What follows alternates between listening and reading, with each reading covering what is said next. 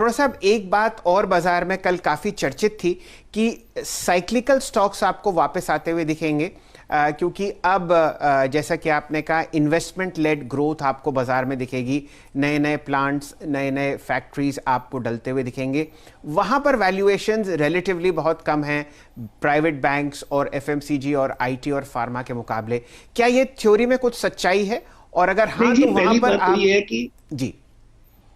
पहली बात तो ये है कि आप प्राइवेट कंपनियों का कैपेक्स की बात तो किसी ने नहीं करी। अभी अभी तो बात हो रही है कि गवर्नमेंट ने जो इस साल, जो करंट ईयर चल रहा है, उसमें जो सब्सिडी दी है फॉर फाइटिंग कोविड, उस सब्सिडी को अगली साल कम नहीं किया, उस सब्सिडी को चेंज करके कैपिटल एक्सपेंडिचर कर दिया। लेकिन जो गवर्नमेंट एक्सपेंडिचर करती है वो मोस्टली इंफ्रास्ट्रक्चर का करती है, वो कोई प्लांट तो नहीं लगाएगी ना। तो मोस्टली वो रोड बिल्डिंग होएगी, ब्रिज बिल्डिंग होएगी, उस टाइप की चीजें होंगी, रादर देन कि किसी की मशीनरी बन रही है। वो तो प्राइवेट सेक्टर की जब ग्रोथ आएगी तब बात होगी, लेकिन वो अभी किसी ने नहीं कहा है कि वो इसी साल शुरू हो जाएगी। तो उसमें इतना वो आगे मेरे हिसाब से अभी जाने की जरूरत नहीं है। और जो आप कह रहे हैं कि प्राइवेट सेक्टर बैंक्स, आपने बोला कि बड़े एक्सपेंसिव हैं, वो आप, मेरे को लगता है, खाली दो बैंक्स की बात कर रहे हैं जिनका नाम है एचडीएफसी बैंक और कोटक बैंक। लेकिन अगर आप आईसीआईसीआई बैंक को देखें, या ये जो काफी स्टॉक्स गिरे थे, वो एक एक day time price to book पे घूमते हैं जी आजकल। तो आजकल इसलिए वो चल रहे हैं क्योंकि वो सारी चीजों को रिफ्लेक्ट कर रहे हैं। अभी भी अगर आप आईसीआईसीआई बैंक का एक साल की परफॉर्मेंस देखें, मुझे नहीं लगता कि 10% से भी ज्यादा ऊपर होगा। So there are many stocks in the same list. मेरे हिसाब से उसकी वेटेज बढ़ाना is a psychologically easier thing than to buy something कि अब उसमें वो होगा और उसमें वो प्राइवेट सेक्टर कैपेक्स आएगा, और वो आएगा कि नहीं आएगा, उसका नंबर कब आएगा ये नहीं पता किसी को।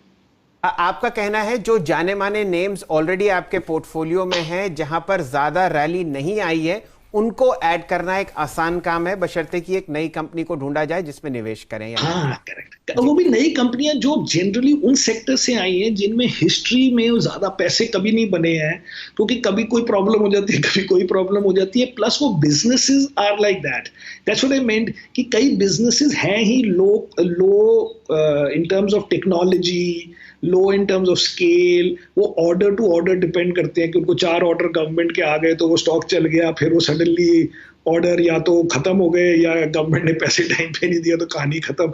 उसमें जाना, करेक्ट टाइम पे जाए, पैसे बन भी सकते हैं, बट बड़ा मुश्किल काम है, नॉट वर्थ इट। उससे आसान काम है कि आपको जो पसंद है चीजें, जो नॉर्मल है, उसमें आप वेटेज बढ़ा दो अपना।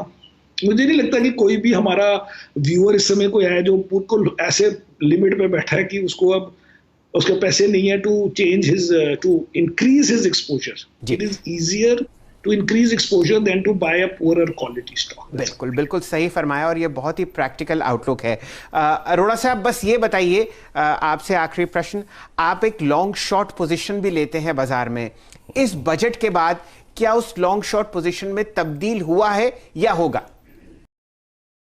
हेलो दोस्तों, अगर आप अपना पैसा शेयर मार्केट में इन्वेस्ट करके लाखों रुपए कमाना चाहते हैं तो आज ही आप स्टॉक के साथ जुड़कर अपना डीमैट अकाउंट आप बिल्कुल फ्री में ओपन कर सकते हैं, जहां पर आपका ब्रोकरेज चार्जेस बिल्कुल ना के बराबर लगता है। ब्रोकरेज लगता है तो सिर्फ इंट्राडे ट्रेड में, वह भी सिर्फ 20 रुपए। तो आज ही आप स्टॉक के साथ में जुड़ सकते हैं, लिंक डिस्क्रिप्शन में है, क्लिक करें और अकाउंट ओपन कराएं। नहीं जी, हो गया, कल ही हो गया, इसमें टाइम कहाँ लगाने की बात तो अब हमारा जो नेट है, तो नॉर्मल जो लॉन्ग ओनली होते हैं फंड्स, या हमारे भी जो लॉन्ग ओनली फंड्स हैं, वो 98-99% नेट होता है, राइट? 1-2% कैश होता है। हमारे फंड में हमारा नेट है करीब 87%, लेकिन हम लॉन्ग 130 के करीब होते हैं और शॉर्ट है कुछ 40 ऑड। हम शॉर्ट खत्म नहीं करते, हम होप करते हैं कि हमारे लॉन्ग जो है हमारे शॉर्ट से ज्यादा चल जाएं, और नहीं चलेंगे तो वैसे 90 नेट है, तो नियरली लॉन्ग ओनली है इस समय हम। एक्सेप्ट कि हमारा ये नहीं होता कि हम 100 रुपीज है हमारे पास कस्टमर के, इन्वेस्टर के, तो उसमें 90 लगे ना। 100 का अगर फंड है तो उसमें 130 लगे हैं और 40 शॉर्ट है। वो शॉर्ट हम हमेशा रहते हैं क्योंकि वो हमारा इंश्योरेंस है, लेकिन क्योंकि हमने लॉन्ग ज्यादा कर लिए इसलिए हमारा नेट नियरली द सेम है। इसलिए मार्केट से हम साथ चल सकते हैं तब तक जब तक मार्केट चल रही है, उसके बाद फिर देखेंगे लॉन्ग को कम करे क्या करे। लेकिन अभी मुझे लगता है 3-6 महीने ठीक है सिचुएशन। ओके। फिर कोई अगर डिसअपॉइंटमेंट हुई, कुछ बात हुई, तो फिर सोचेंगे, अभी तो ठीक है। तो समीर जी ने आखिरी में कहा शॉर्ट है लेकिन नियरली लॉन्ग है हम, है ना? ये क्रक्स था। ये आपको समझने की बात है, क्योंकि मेरे लॉन्ग 100 नहीं है, 130 है। बिल्कुल सही बात है। ये बहुत अहम बात आपने कही कि लॉन्ग ज्यादा है और शॉर्ट इसलिए है क्योंकि वो इंश्योरेंस है।